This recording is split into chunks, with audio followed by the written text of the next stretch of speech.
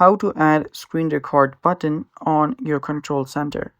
Hello guys, this is Atticus and welcome back to another tutorial video. In today's video, I'm going to teach you how you can add screen record button to control center on your iPhone.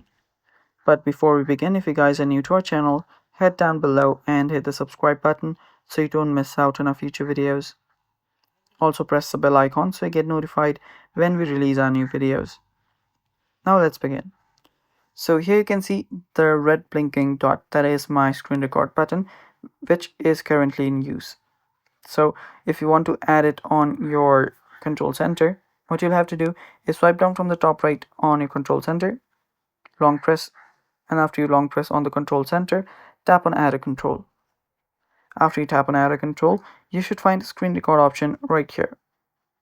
Tap on it and you can now see the screen record option. You can place it wherever you want. So place it wherever you want. You can add it here, wherever you want. And after you're done, simply swipe up from the bottom and you have added your screen record button on your control center. And that's how simple it is. And that's it for today's video. Thanks for watching. Stay tuned for more and bye-bye.